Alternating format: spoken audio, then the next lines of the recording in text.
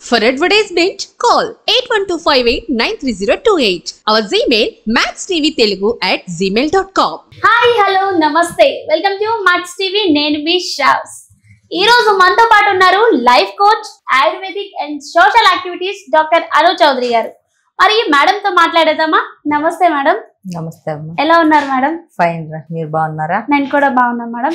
ఈ రోజు మనం మాట్లాడబోయే topic vaginal infections and vaginal tightening. చాలా మంది అమ్మాయిలు ఈ ప్రాబ్లమ్ ని ఫేస్ చేస్తుంటారు, కానీ బయటకి చెప్పలేరు. అసలు ఈ వెజినల్ ఇన్ఫెక్షన్ అనేది ఎందుకు వస్తుంది, రావడానికి గల కారణాలు ఏంటి మేడం? ఓకే, మంచి క్వశ్చన్ అడిగావు. ఇదేంటంటే లేడీస్ కొంతమంది ఓపెన్ అయ్యి చెప్పుకోలేరు ఇలాంటివి లోపల జరిగే ఈ ఇన్ఫెక్షన్స్ కానీ ఇచ్చింగ్స్ కానీ ఇవన్నీ. సో ఫస్ట్ ఆఫ్ ఆల్ మనం చెప్పుకుంటే ఈ వెజినల్ ఇన్ఫెక్షన్స్ లేడీస్కి కానీ జెంట్స్కి కానీ చూసుకుంటే మెయిన్ ఏంటి అని అంటే శుభ్రం లేకపోవడం.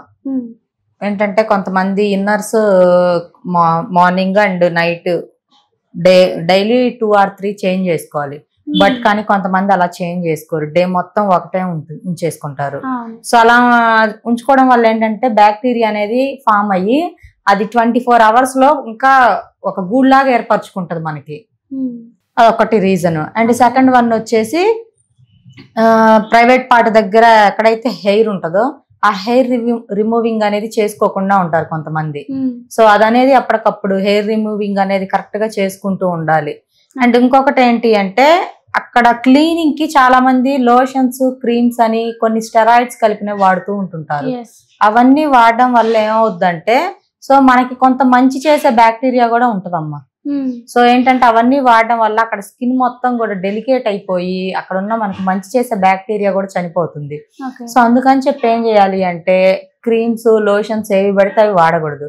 ఎప్పుడైనా క్లీన్ చేసుకోవడానికి గోరువెచ్చని నీళ్లు, ఏదన్నా కొంచెం దురద అనిపించినా అక్కడ ఏమైనా చిన్న చిన్న గుల్లలు లాంటివి, ర్యాషెస్ లాంటివి వచ్చినాయి అనుకోండి, కొంచెం వేపాకు, కొంచెం పసుపు వేసుకొని ఒక 10 నిమిషాలు మరగబెట్టి కొంచెం చల్లారిన తర్వాత ఆ నీళ్ళతో ఆ ప్రదేశాన్ని గనక శుభ్రం చేసుకుంటే ఈ ఇన్ఫెక్షన్స్ అనేవి న్యాచురల్ గా రాకుండా ఉంటాయి. అండ్ కొంతమందికి మాత్రమే అది పార్ట్నర్ ద్వారా వచ్చే ఛాన్సెస్ అయి ఉంటది, లేదంటే వీళ్ళు కొంచెం ఇల్లీగల్ అఫైర్స్ పెట్టుకోవడం వల్ల అలా కూడా వచ్చే ఛాన్సెస్ ఉంటది.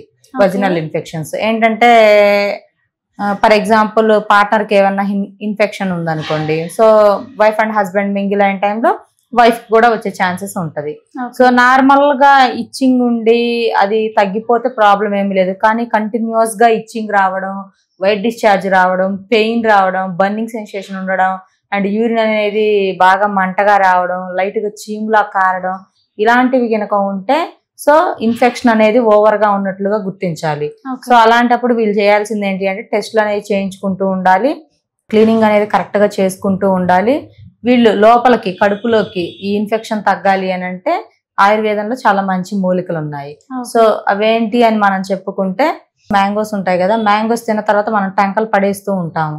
సో ఆ టెంక లోపల జీడి అనేది ఉంటది, ఆ జీడిని చక్కగా ఎండలో మనం పెట్టేసుకొని శుద్ధి చేసేసుకొని నీట్ గా క్లీన్ చేసేసుకొని ఆ జీడిని మెత్తగా పౌడర్ చేసేసుకొని దాంట్లో కొంచెం సైంధవ లవణం కూడా కలిపేసుకొని పౌడర్ చేసేసి ఒక కంటైనర్ లో ఎయిర్ పోకుండా నీట్ గా పెట్టేసుకొని తరువాత డైలీ ఒక గ్లాస్ పాలల్లో ఉదయం సాయంత్రం ఒక్కొక్క 1/2 స్పూన్ గినక వేసుకొని తాగినట్లయితే ఈ చిన్న చిన్న ఇన్ఫెక్షన్స్ అనేవి న్యాచురల్ గా క్యూర్ అవుతాయి అండ్ వైట్ డిశ్చార్జ్ కూడా తగ్గడానికి ఛాన్సెస్ ఉంటాయి. ఓకే మేడం, ఇప్పుడు మీరు చెప్పారు కదా ఈ ట్రీట్మెంట్ కోసం ఆయుర్వేదిక్ లో ఉంది అని, యూజ్ చేసిన తర్వాత ఎన్ని డేస్ లో గానీ ఎన్ని మంత్స్ లో రిజల్ట్ వస్తుంది? అది డిపెండ్స్ ఆన్ వాళ్ళు చేసేదాన్ని బట్టి ఉంటదమ్మా. కొంతమంది ఏంటంటే మార్నింగ్ అండ్ నైట్ 2 times తాగమని చెప్పాను ఈ పౌడర్ వేసుకొని, బట్ కానీ కొంతమంది అలా చేయరు, ఏదో ఒక రోజు తాగుతారు, లేదంటే ఒక 2-3 days కంటిన్యూస్ గా 2 పూటలు తాగేసి వెంటనే రిజల్ట్ కనిపించలేదు కదా అని చెప్పి ఆపేస్తూ ఉంటారు.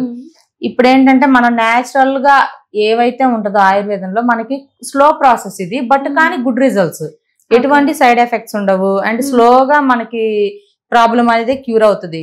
దానికి కొంచెం పేషెన్స్ ఉండాలి ఫస్ట్ ఆఫ్ ఆల్, అండ్ చేసుకోవడానికి ఓపిక ఉండాలి. అండ్ ఇంకొకటి వచ్చేసి ఇన్ఫెక్షన్ హెవీగా ఉంటే మాత్రం కొంచెం టైం పడుతుంది, మినిమం ఒక 2 weeks అలాగా, బట్ కానీ కొంచెం తక్కువగా ఉంటే 1 week లోపలనే వీళ్ళకి రిజల్ట్స్ అనేది కొంచెం అర్థం అవుతుంది. సో డే బై డే వీళ్ళకి ఈ ఇచ్చింగ్ గానీ బర్నింగ్ గానీ ఇవన్నీ కూడా తగ్గుతూ వస్తాయి. మేడం నాకు ఒక డౌట్, ఇప్పుడు వెజినల్ పార్ట్స్ లో హెయిర్ ఉంటది కదా, అది కంపల్సరీగా రిమూవ్ చేయాలా లేకపోతే రిమూవ్ చేయకపోయినా సరే మనకి ఎటువంటి ఇన్ఫెక్షన్స్ ఏమైనా ఎఫెక్ట్ అవుతాయా మేడం? రిమూవ్ చేయాలి కదమ్మా.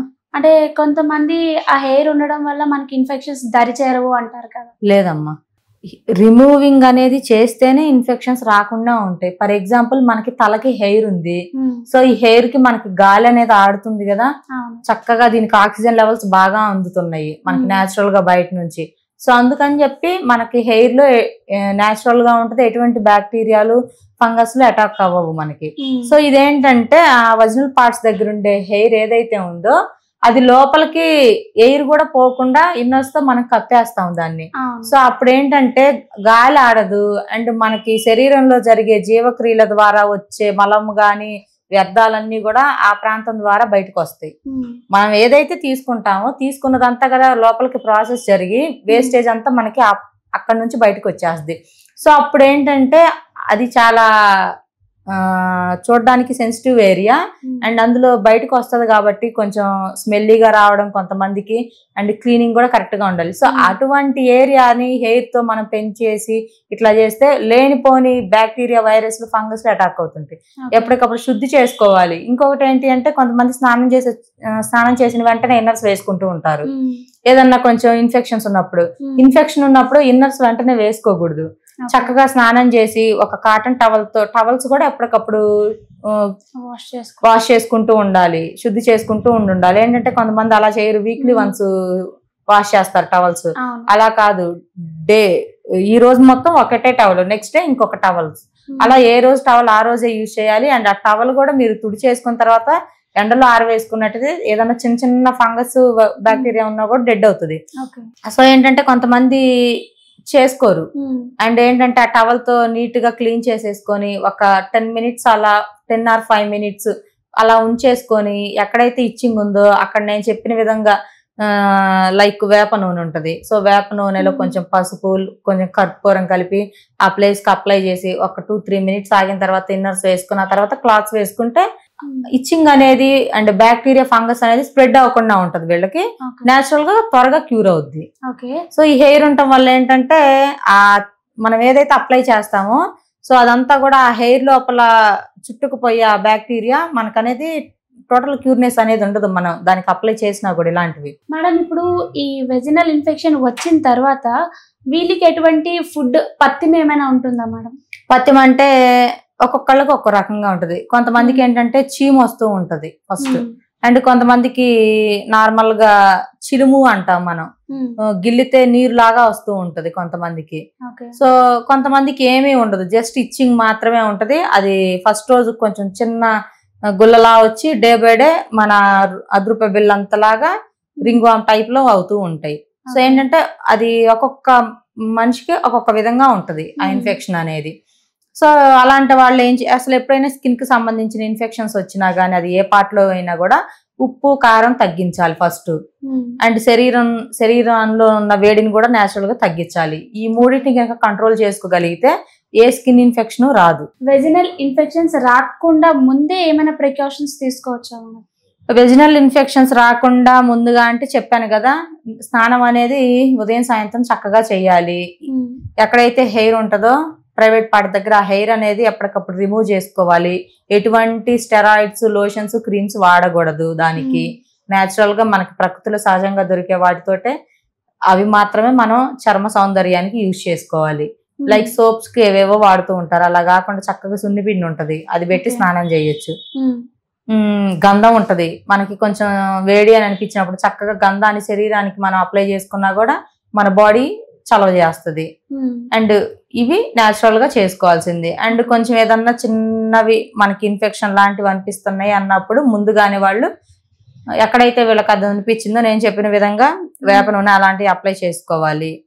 అండ్ ఇన్నర్స్ కూడా ఎప్పటికప్పుడు మార్చుకుంటూ ఉండాలి. శరీరం ఎక్కువగా తేమ ఉండేలా చూసుకోవాలి. కొంతమంది ఏంటంటే వాటర్ ఎక్కువగా తీసుకోరు, వాటర్ ఎక్కువగా తీసుకుంటూ ఉండాలి. ఎప్పుడు శరీరం కూడా తేమ ఉండేలా చూసుకుంటూ ఉండాలి. సో అండ్ ఆకుకూరలు అనేది ఇప్పుడు చాలా మంది ప్రిఫర్ చేయరు, ఫ్యాషన్ అయిపోయింది మనకి, నాన్ వెజ్ ఉంటే చాలు. కానీ ఆకుకూరలు రెగ్యులర్ గా మినిమం కనీసం ఒక్కసారైనా తీసుకునే విధంగా చూస్తే మనకి ఎటువంటి ఇన్ఫెక్షన్స్ రావమ్మా. చాలా బాగా చెప్పారు madam, thank you so much.